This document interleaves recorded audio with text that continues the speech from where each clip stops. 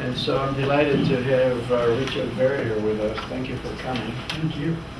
Richard came from Boston via Charlotte with a delayed flight.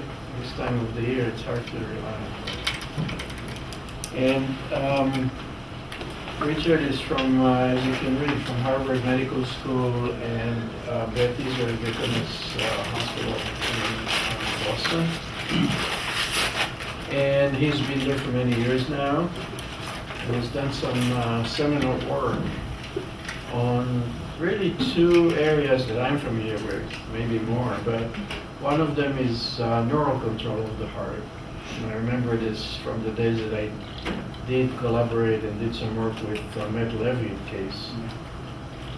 In particular, sympathetic parasympathetic interaction and the role of stimulating those two systems in arrhythmogenic responses and prevention through the vagus of arrhythmogenic responses.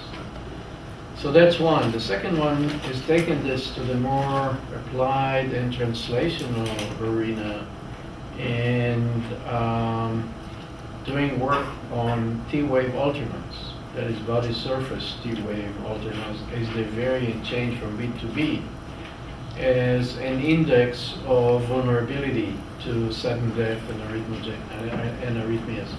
And this is really a very important, I would say, effort. And we're still really looking for the perfect index of predicting arrhythmias and predicting sudden death so we can take measures to prevent it. We don't have a perfect index yet. It's a complicated problem. And T-wave alternans is one approach that Richard pioneered. There is this famous paper that he did with Nearing. I remember from, Nearing was a biomedical engineer. Yes, he is, yeah. It was published in Science. Mm-hmm. So, thank you for coming. Thank you, Yoram. I'm really delighted. It's been an amazing visit. I knew of this wonderful, sophisticated work that's emerged from this place, and I've been an admirer of Yoram for all his contributions and sophistication to this area.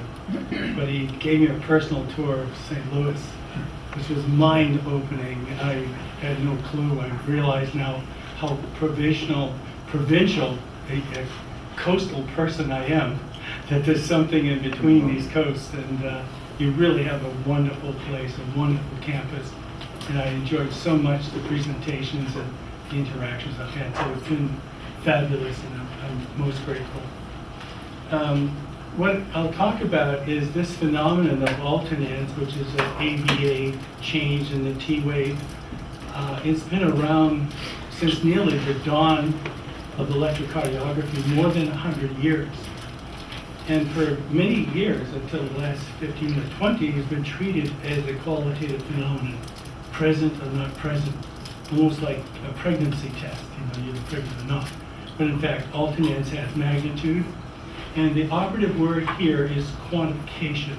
That's the natural evolution of all methodologies, quantitative angiography and so forth. From quantitation, you can estimate the level of risk, and very importantly, which is the frontier that I believe we're facing now with this methodology, is guiding therapy. That's the final step. It's assess risk, and the parameter is useful if ultimately it can guide therapy. And one more point that I would like to make about alternans. I'm often asked in the clinical audience, why exactly A, B? Why not just something in between? Well, when you think about pulses alternans, it's exactly a strong and a weak pulse.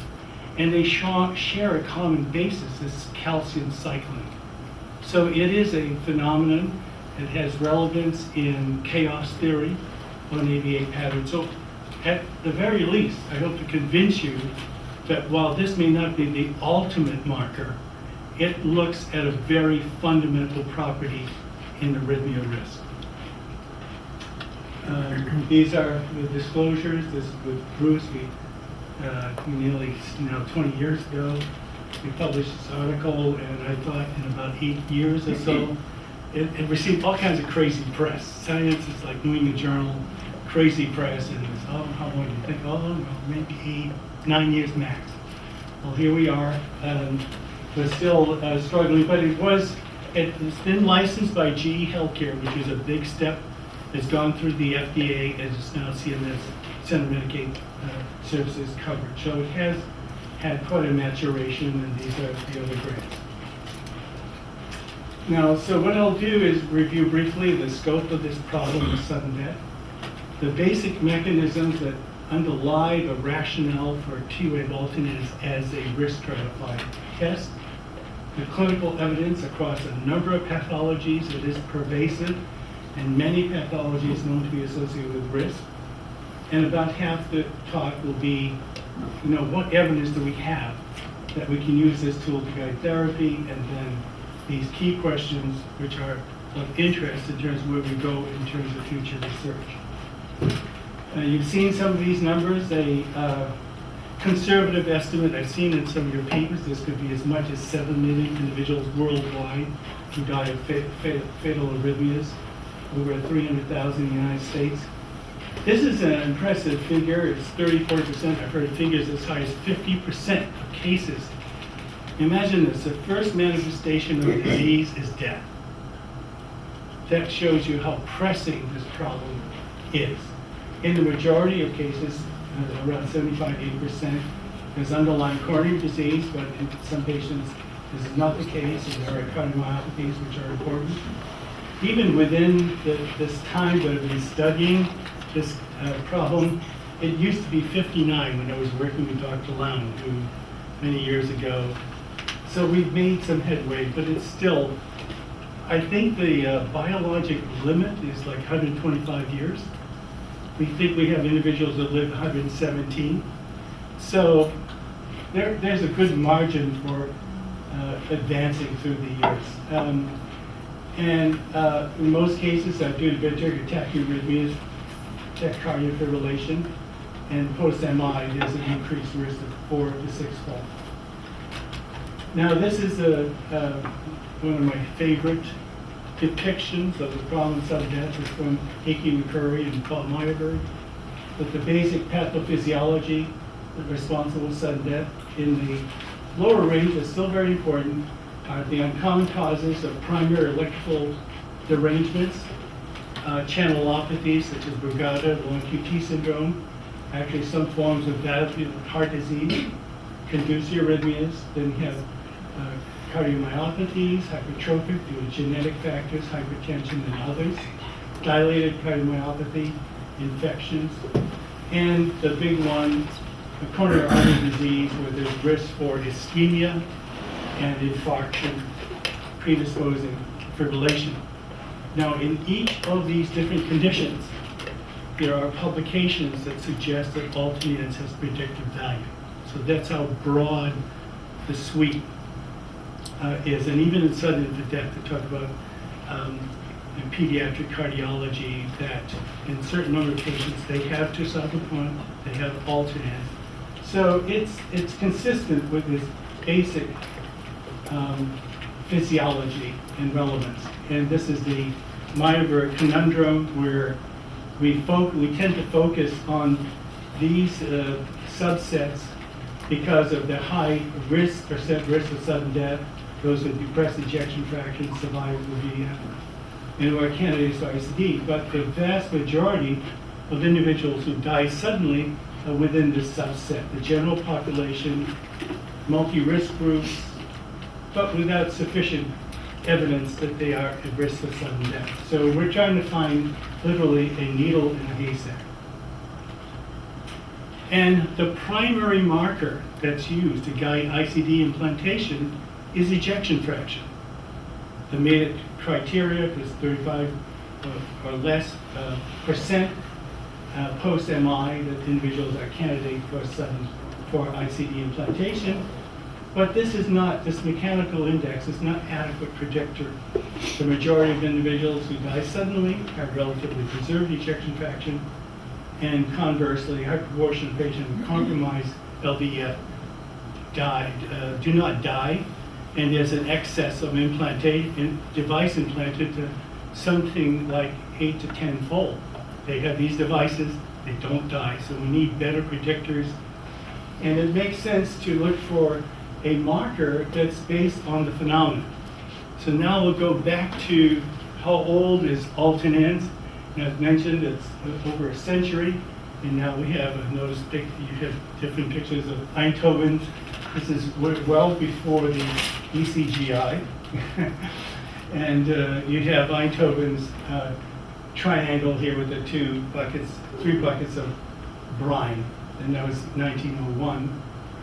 And I love this picture. This is the man and his prize. This little parchment here is a Nobel. It'd be a great little thing to hang over in your office, that would impress people. But I think probably his greatest prize was his work and how much he enjoyed his work and how much it impacted on health. But nevertheless, he's associated with this ultimate achievement. And this is one of my other heroes, Sir Thomas Lewis. Notice that this is 1911, only 10 years after the ECG machine was invented by Einthoven, and they communicate. Einthoven was a Dutch physiologist. Sir Thomas Lewis was in fact, considered the father of clinical cardiac electrophysiology, or Mark Josephson's grandfather. So for many years, this was the view I had of Sir Thomas Lewis, grand scholar, a little bit austere. But thanks to Google, I got to see his lighter side. And that consistent with the creative individuals, all creative individuals are playful. The only thing I wondered about, this thing's kind of small glass. That wouldn't do it for me, but that wouldn't last very long. But anyway, there's a wonderful personality in the field. So the T-wave Alternans definition is not just a T-wave usually. It's a repeating pattern, ABA pattern in the amplitude and the shape of the ST segment and T-wave. So it usually encompasses the JT interval. And this is a dramatic case of this is a 54-year-old woman who had a cardiac arrest out of hospital, was hospitalized, and 3 days later she had this rhythm of an ABA pattern, but notice it's really profound here. It's what's called bidirectional, above and below the isoelectric line, and degenerated into fibrillation. This is hospital telemetry. So this pattern is an ominous harbinger of death. And unfortunately, this person was not able to, we were unable to resuscitate her.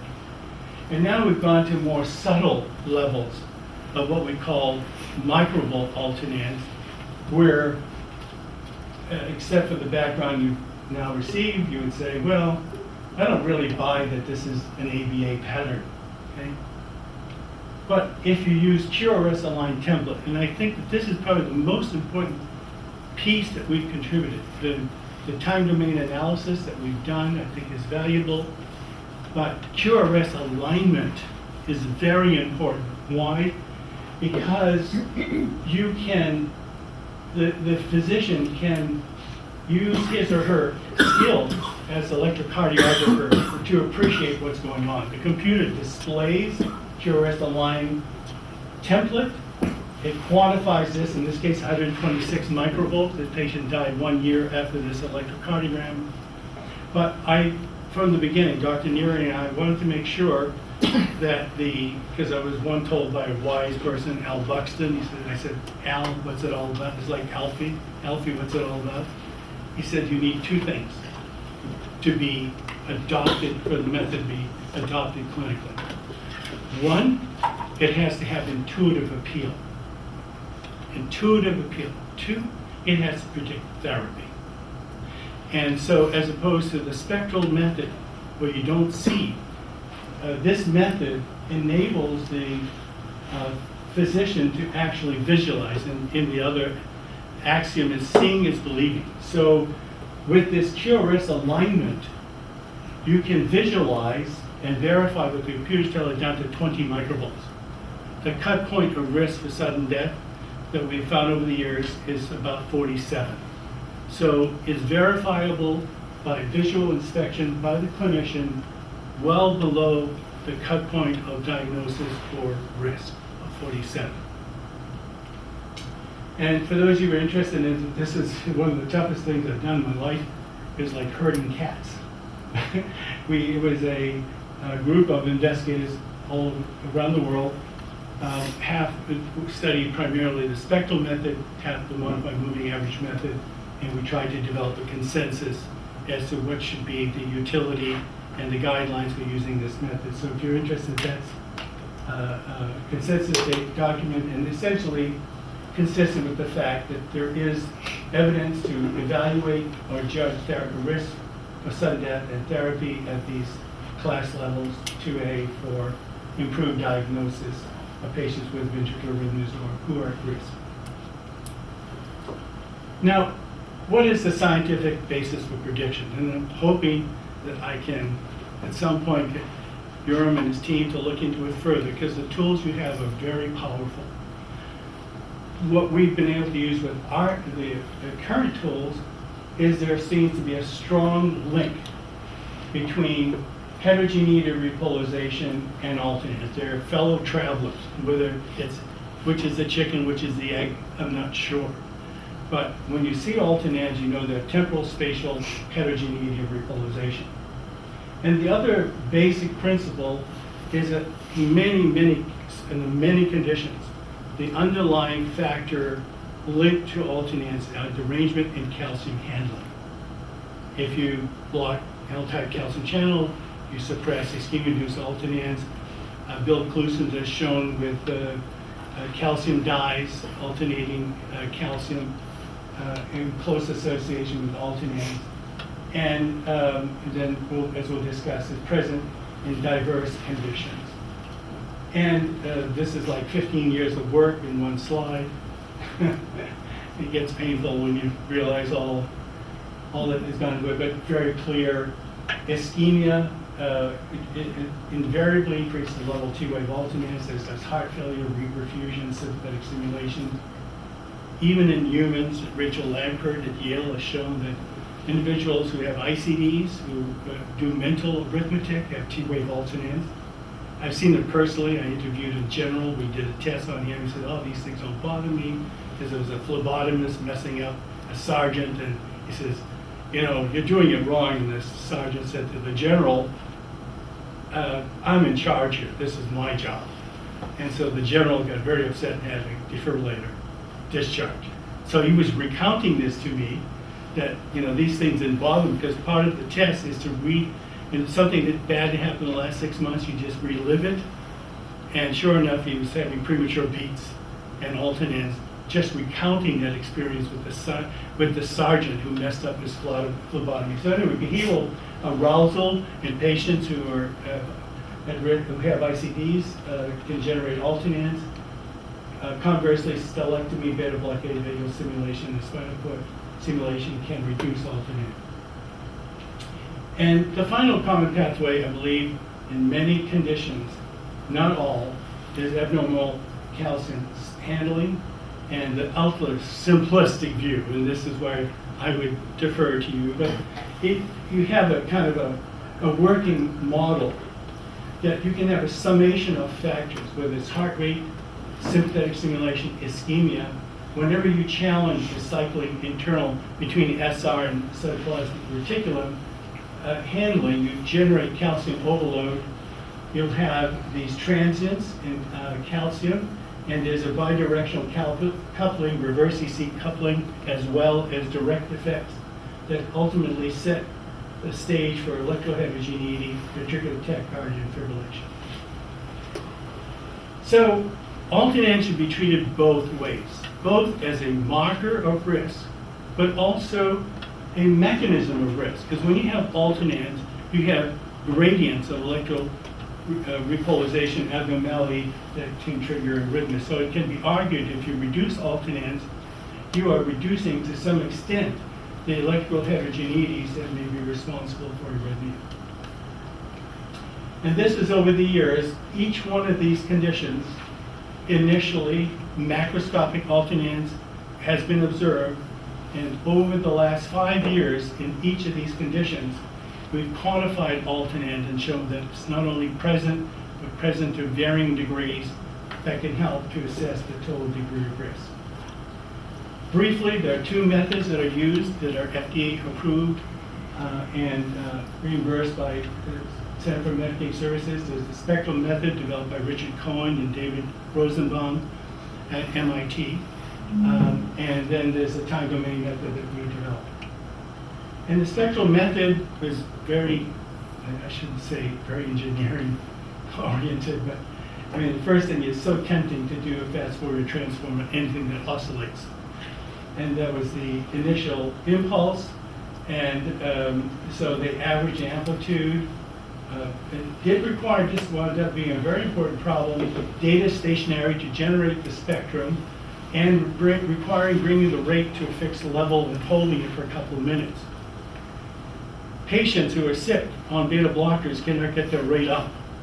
So this led to a lot of indeterminate tests with this, and I think was proved to be a major problem. They chose to, use specialized electrode to optimize signal to noise ratio. We did it more by algorithmic processing, but it never needed review by the physician. This simply shows the paradigms to generate a beat stream, T-wave level, and to look for this spectral peak, which is 0.5 cycle per beat. 0.5, so that's alternans, every other beat basis. And this was the basis for their for the quantification of the spectral method. And this shows a spectral test, which typically the voltage is 2 microvolts. If you exceed that level, it's a positive test.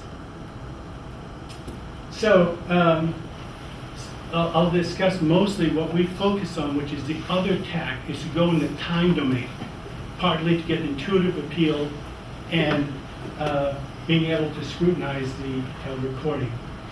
So we, this is a continuous beat stream, and instead of a 0.5 cycle per beat, we assumed a dichotomous pattern, an A form and B form. So that's the basic premise, is dichotomous pattern. And we look for the maximum alternation within the JT interval. 15 consecutive beats does not require stationarity, which was a major advantage. Uses standardized electrodes, and the resolution was the same 1 microvolt. And so we generated this template. So, and it had the advantage that it didn't require an exercise test where you have to fixate the rate. That meant it could be used on ambulatory ECG monitoring. As it turns out, this is the modality that's most frequently used around the world. It's not so much exercise test, but a very convenient routine ECG recording. And this is the basic scheme. Simply assumes that there are dichotomous beat distribution. It does all the filtering, a lot of fancy stuff that goes on here, especially the G put into it, cubic alignment and filters, but basically generate an averaged A beat, and then an average B beat, and then superimpose the beats, and then you have the QRS aligned template. And so with this template, cut points were established. In fact, Phyllis Stein did one of the first studies outside our group and came up with the very same number, like 46 or 47 microvolts. Independently confirmed that this should be an initial point of abnormality, and we've now extended it to severely abnormal, greater than 60 microvolts. And then actually the advantage of this test is very few patients that we cannot gain a reliable data from. It's only 3 to 5% indeterminate tests. We don't know what to do exactly with conduction block with this test. AF, we're not totally certain, but if you have AF and alternans, it's probably more dire. And this is to extend this QRS aligned template. We can rule out false TWA, say if there's a shift in the pattern, the QRS pattern, or the ST or the isoelectric line, you know it's not Alternans because it has to be restricted to the JT interval. Very few artifacts will generate a separation within a discrete interval, particularly in the TWA.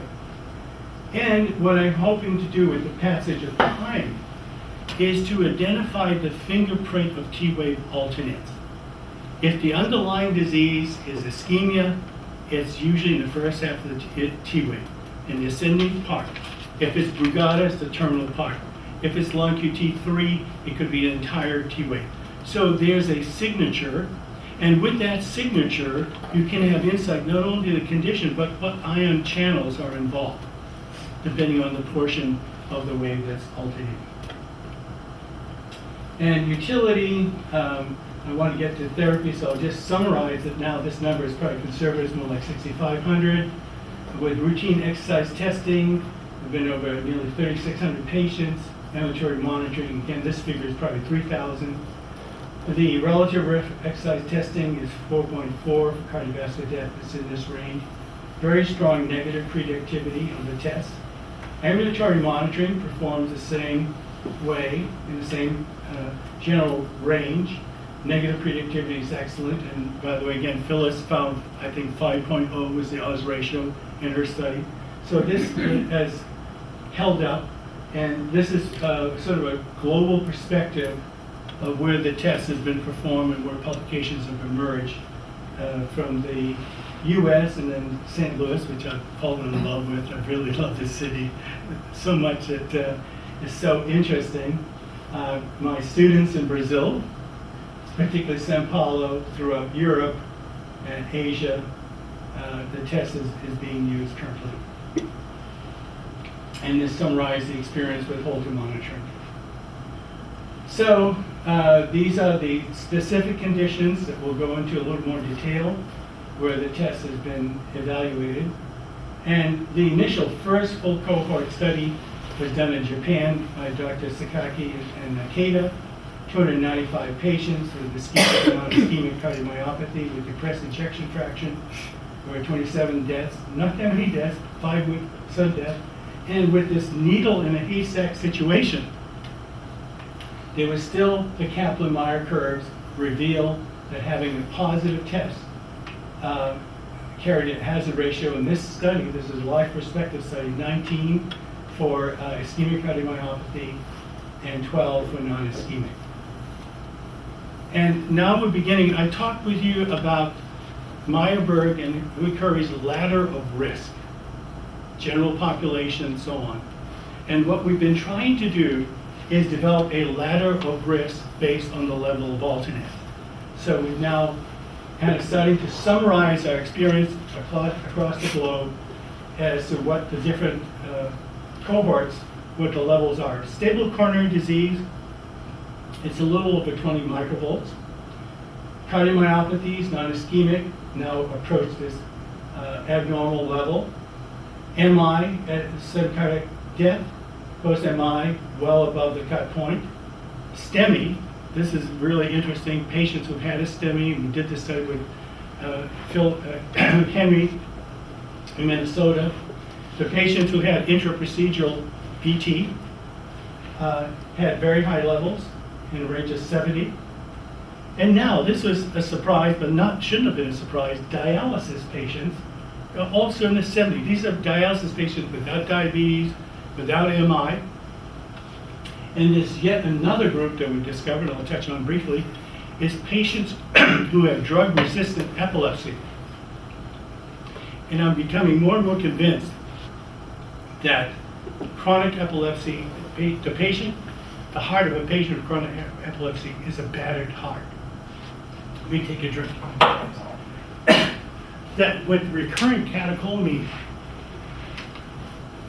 and hypoxemia, there's damage to the heart. And that's why I brought it to your attention.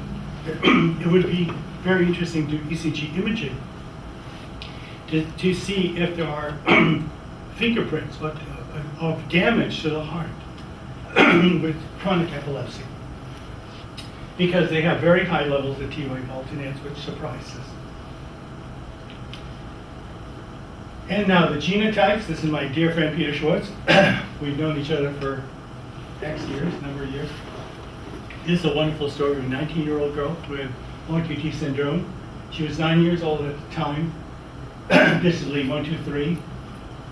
When she saw the treadmill, she developed clear alternans. What is interesting, I don't quite know why, but in long QT syndrome, the alternans can be bidirectional, above and below the isoelectric line. What that is due to exactly, I'm not sure.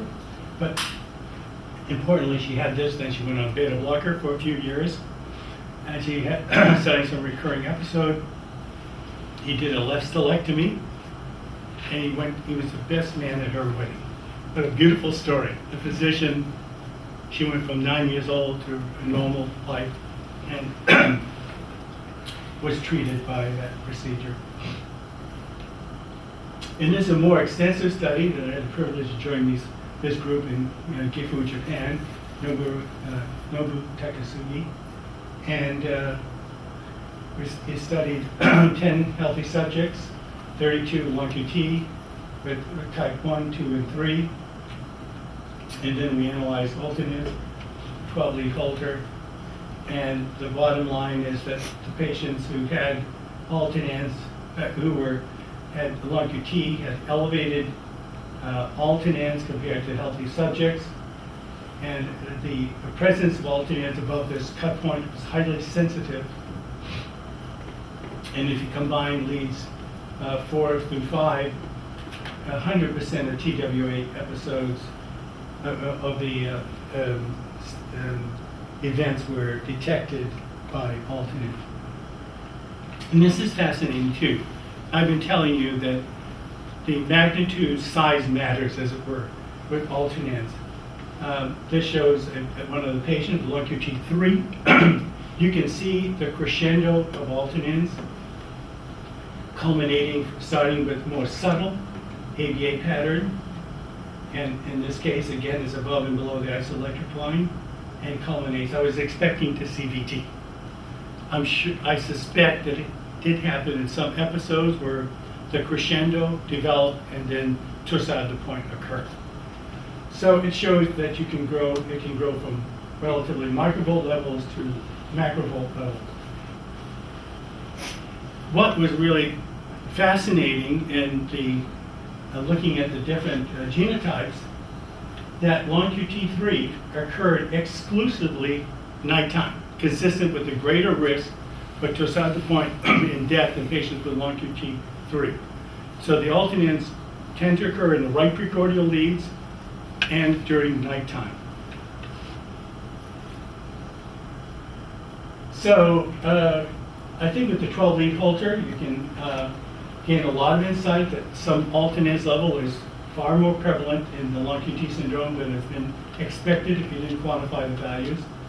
Tends to be in the right precordial leads, nighttime, and strong association with TDP history. The picture is quite similar with Brugada Syndrome, and this was particularly meaningful. These were colleagues from Hiroshima who invited me to join with them, and this is science and medicine going beyond history. And this is 45 patients. They no patient received ACE agents, and examined the association among history of VF and Alternans. This is the pattern of Alternans that we observe in the Brugada patients. This is a patient, 80 microvolts Alternans. You can see that this is a different pattern from what we see with ischemia, where it's clearly an ascending limb of the T wave where Alternans is present. And the ROC curve for TDP history, area on the curve, I believe, is 0.82, which is quite good, using the V2 lead. So this didn't require a provocative drug test of vilsicimab. This is monitoring the patient 24 hours, especially focusing on the period of vulnerability, which is nighttime. So we concluded strong association. Holter can be useful, avoids the need for provocative agents, nighttime monitoring, and potentially we could use this to test efficacy of antiarrhythmic medications. Does reducing Alternans reduce the episodes of arrhythmia? Richard, can I ask you a question? Is there any relationship either with REM or arousals? No, we haven't. Well, I don't know. That's very important. We just didn't have polysomnograms. What about the distribution and time? Because you can Yeah, you can no, kind that of needs know to be when REM's done. going on. We did not. Definitely, because with REM, especially phasic REM, there's surge and sympathetic activity. But there may be something else going on because the tachycardia, because of ITO and other considerations, overdrives the Alternans in Brugada Syndrome. But the spectral method, when they did exercise testing, did not detect any Alternans during exercise. So it's probably a complicated mixture of the autonomic influence and chronotropic effects that alter the transient outward current in the right precordial leads. So now we'll go into therapy for the last part of the presentation, but to summarize that I believe that quantification brings a lot to enhancing the value of the test. Alternans should be assessed multi-leads in the precordial region because depending on the disease state, you may have more Alternans in the left or right precordial leads. So this tool can be extended to not only ischemic heart disease, but also channelopathies. So how are we doing for time? We're okay? Another 15 minutes, okay? So now, the key unanswered questions. Can the magnitude help to evaluate therapy? Is their T-wave level suitable? And this is a question I'd like to go after. Evaluate beta-adrenergic therapy in post-MI patients. And I'll show you in a few minutes why that's so important. And can Alternans track risk over time with change in disease progression, remodeling, etc.? Because we've only taken the tendency a snapshot of Alternans. We're considering an ICD for you, we'll do an Alternans test. That's it. Better to take follow-up. How are you progressing? We're not sure. Your level of Alternans is so high, let's just see if it might not go down. You don't need a device. That's where we need to transition to tracking, having multiple measurements. And this is the big question. I don't think it's the only question, but this has been an obsession. Can Alternans guide ICD therapy? Because ICD therapy seems to be the only therapy we have to reduce risk of sudden death. But I believe there are interventions that are going on that are beneficial, that are, because we don't have a biomarker, we don't know how effective the medications are. So the next question, the unanswered question is basically how good is the evidence that you can use this test to guide therapy? This is the, whatever the number is these days, $1 million question, multi-million-dollar question. So I think we can use the basic principle is to try to understand the root cause of the Alternans. Why is the Alternans there? And there are different options. Persistent ischemic heart disease, post-MI, consider revascularization. Is the beta blocker dose sufficient? Is the patient taking the beta blocker? Non-compliance is a big problem. Exercise rehabilitation. Can we to use the vest? If a patient after an MI has elevated Alternans, is he or she a candidate for the vest? And there's an ongoing trial by Derek Exner in Canada, in Calgary, to study ICD. It's called a refined ICD study to look at ICD placement in those with preserved ejection fraction. Heart failure, I'll just say a few words about vagal stimulation. Long QT syndrome, could we actually evaluate what beta blocker is doing in patients who have Alternans? Sleep apnea. This is a condition I didn't mention. Sleep apnea is associated with a very high level of Alternans. So if the patient has apnea, you see Alternans, you suspect apnea, perhaps treatment of the apnea can reduce the level of alternans. That's not an ICD. That's root cause-based action. Drug refractory epilepsy we'll talk about in a few minutes. And then actually alternans can track proarrhythmia, like high levels of amiodarone, adverse reaction to amiodarone. On one case, a patient with pneumonia and hospitalized taking erythromycin and having to aside the point, alternans anteceded that. So the concept is the higher the level of alternans, the greater the risk for each 20 microvolts after 60 is associated with a 58% increase in risk of sudden death. That provides a motivation for reducing the level of alternans. And this is a study we did, again, with Henry at the Minnesota Heart Institute.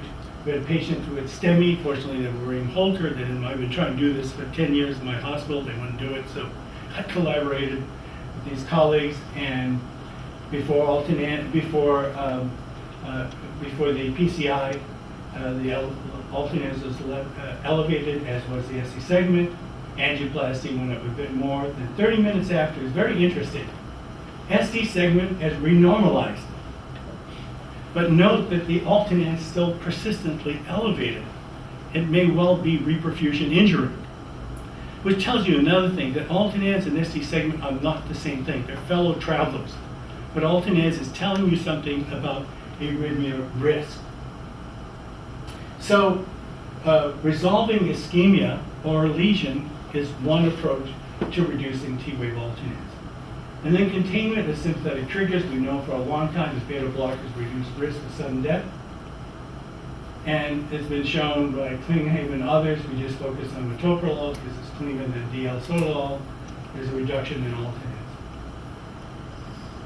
Now, whenever I've asked, what's the story about management of patients at risk of sudden death, the answer I get, well, they're on optimal therapy. Optimized for what? Optimized usually for contractility, for managing heart failure, but in terms of managing electrical status, that's not known. You have to have a biomarker to know if your medication is having an effect. So, and the other part of this optimizing medication is being on a beta blocker. You get post-MI, you go on a beta blocker, aspirin, beta blocker, other things. But there is a problem here, that there's very poor adherence to beta blockade, partly because of unpleasant effects of fatigue, muscle weakness, depression, impotence. And after 1 year, there's only 45% adherence. This is a 17,000 patient survey. So, and the greatest drop, 31%, is in the first 31 days. Why is that important? Well, this just simply shows the fact that this is the adherence. Already by the first month, 30% are non-adherent. If you look at sudden death risk, it's greatest within the first 30 days, 6 months. This is a study from Solomon showing even at different ejection fractions. This is a very high period, this first month, even first 6 months of risk for beta blocker. So if your patient has an MI, physician puts you on a beta blocker, you feel lousy, you stop the beta blocker, you die within the first 30 days. So what I'd like to do is a study of looking at compliance and seeing if discontinuation of beta blocker is associated with elevated T-wave alternans. In this day and age, you cannot do a study off of beta blockers post-MI. But if the patient decides to stop taking the beta blocker, it's not your fault, right? So this is a strategic opportunity that I see, where we could measure alternans, and since we know it has a very strong effect on alternans, we could, and this is why I want to do the EKG patches. We're going to do a study with these patches, where you can weigh, do either 30 days, or you can study patients, put a patch right at discharge, 1 month, 2 months, 3 months, EKG patches, and to see if you get a bump up in alternans because the patient is taking beta blocker. It's a very fundamental question.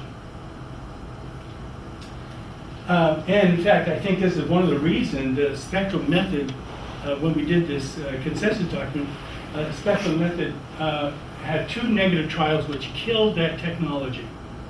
The master trial and the SCD. And we suffered collateral damage. None of the studies with our method were patients taken off of beta blockers because we don't worry about getting a target rate. But with the spectral method, they need to get the rate to 128. So these high visibility trials, the master and SCD, took the patients off the beta blocker to allow the rate to go up. After doing the Alternans test, to put the patient back on the beta blocker. And these studies turned out to be negative. So if you wash out the beta blocker, there's no prediction, versus if the beta blocker was maintained. In fact, it reduced the predictivity by 4-fold. So this has implications. It tells you that Alternans is sensing the effects of very important antiarrhythmic. A few words about late INA. It's a condition associated with ischemia. This is, a very interesting current. Metabolites, heart failure, long-term T3 syndromes associated with gain of function of late INA. And it's simply the basic scheme that with late INA that curve is not high, but during ischemia it's elevated. It drives sodium into the cell, and by reverse sodium calcium exchange drives calcium up. So late sodium increases calcium in the cell and could cause arrhythmia. And we did this study using the occluder and flow probe, and we're able to induce by proximal circ occlusion, induce simultaneous ventricular ischemia and atrial ischemia. And notice this. First of all, we had Alternans, as we expected. We also had ischemia. Alternans, you can see the ABA pattern. The level is very high here because these are epicardial recordings we're taking. And then this late sodium blockade with eleclazine, so a second generation ranolazine, suppressed the Alternans. This is very interesting. I'd like to talk about this. We're also able to measure the atrial T wave by having closely positioned catheters. So the same thing goes on in the atrium. We can actually detect atrial T wave Alternans, and it's also suppressed by eleclazine. So this is something I'm trying to get my EP colleagues to do. We had some, really great reviews by the journals about atrial T waves, which could be very helpful in evaluating risk for atrial fibrillation. Okay, a few words about autonomic stimulation, and we'll stop. Okay, 5 minutes. Okay?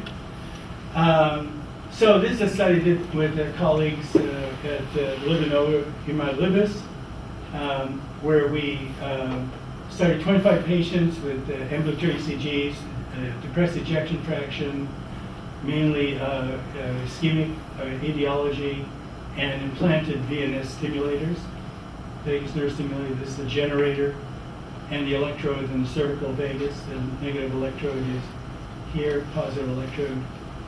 And this is very interesting. I was going to talk man could have made it. This is, so the epileptologist, by the way, to prevent seizures, put on the left vagus to minimize cardiac effects and optimize CNS effects. And the cardiologist put on the right, but the right vagus goes to the SA node. The left vagus goes to the AV node, most of the ventricle, and inhibits the left stellate ganglion. I think the epileptologist got it right for the wrong reason. Because there's a lot of reasons to believe that the left vagus has a bigger effect on the massive ventricle, since it's ipsilateral, suppresses the left stellate ganglion, which is very important in terms of ventricular arrhythmias. So we found, here you can see, that this is 3 examples of many.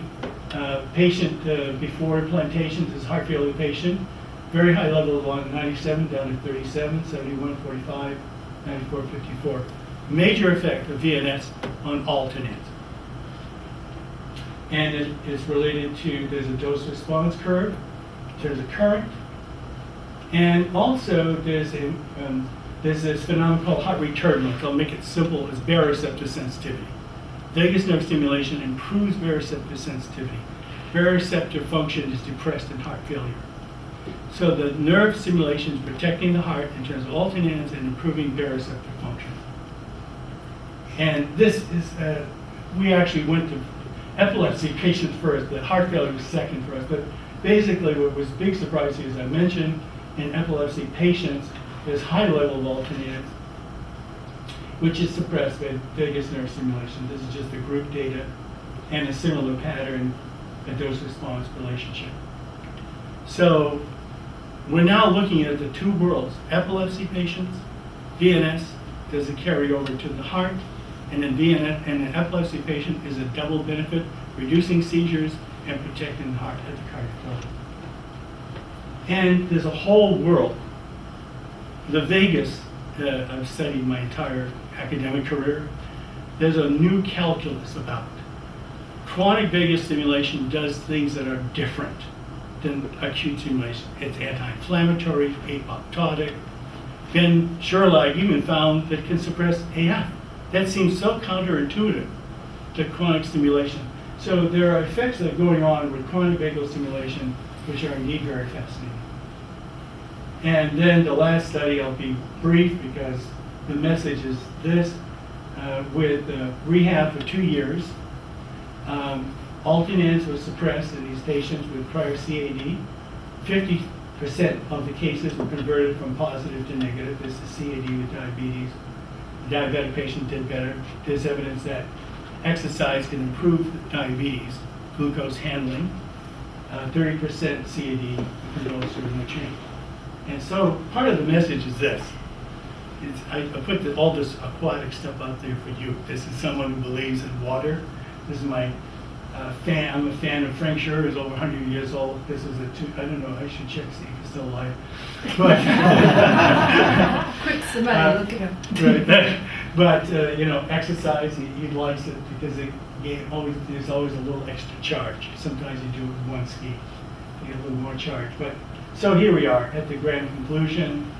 Hope I convince you that alternans is a marker risk for sudden death, and this applies to preserved as well. Depressed ejection fraction goes beyond traditional ejection fraction, traditional risk factors. Quantification is key, potentially guiding medical therapy. Cardiovascular drugs do not interfere with the predictivity. And this is the last strain that I want to put on your brain, okay? I'd like to think about this. You know, well, we all say we need a randomized clinical trial to see, does the drug work? Well, you're going to do a randomized clinical trial on one drug, and does that apply to all the others? So yes, it would be good to have that. But what I'd like to say is that of the 10,000 plus patients who've been studied with alternans, they've all been on medications. So if TWA predicts the effect of patients on medication, does that carry the inference that also predicts the effects of medication? The only study where medication was withdrawn was the beta blockers, and those studies failed. So I think there's ample inferential evidence that this marker, which has been tested in diseased patients on their medication, predicts the outcome. It's gauging not only the risk of the disease, but how the patients are managing with the disease while being treated.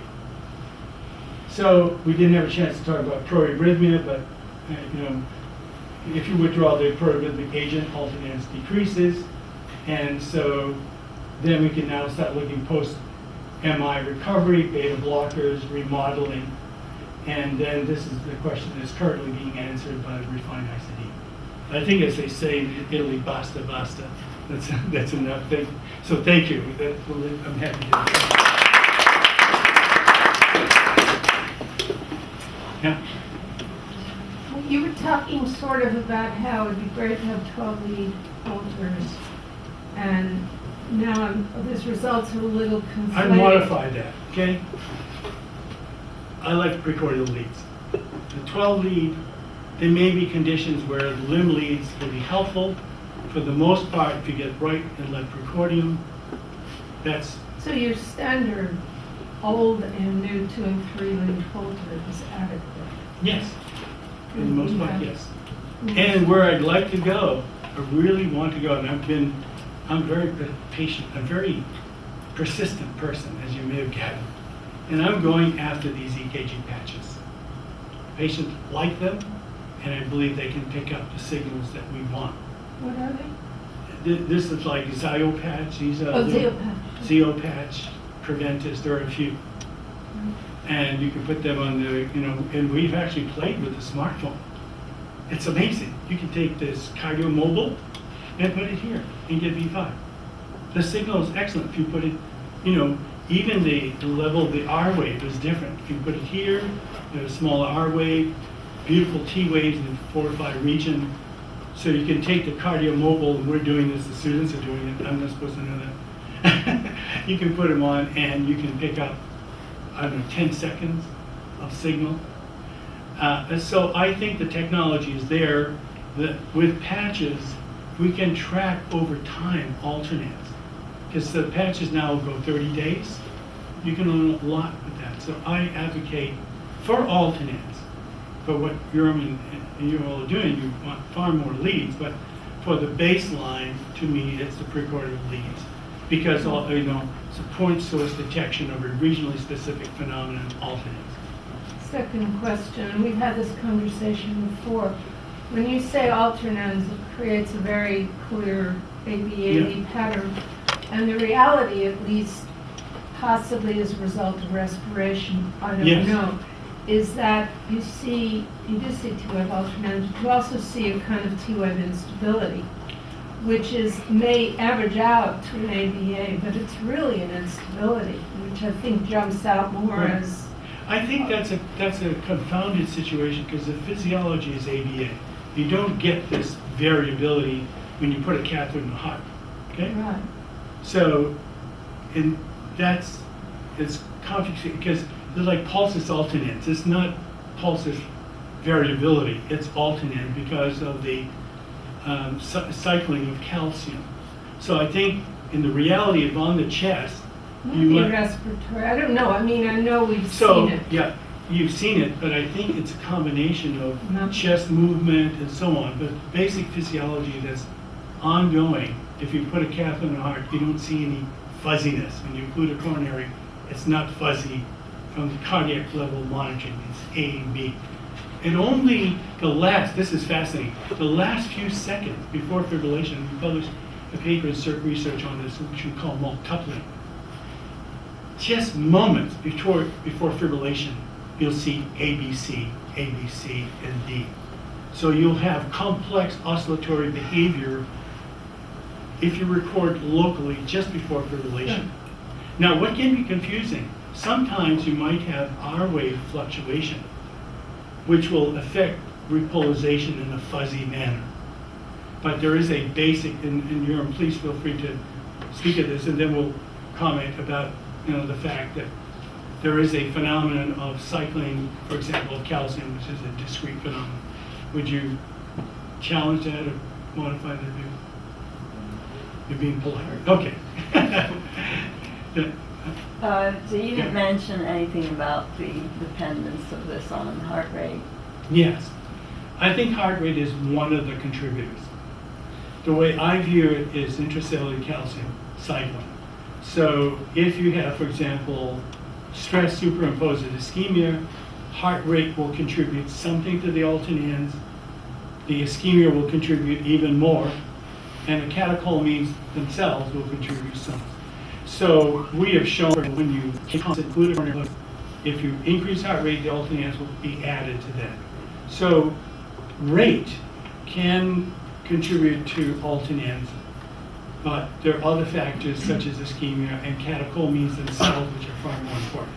But so I understand that, but if you're going to say 47 microvolts, then don't you have some kind of guidelines that the heart rate has to be above this or below this?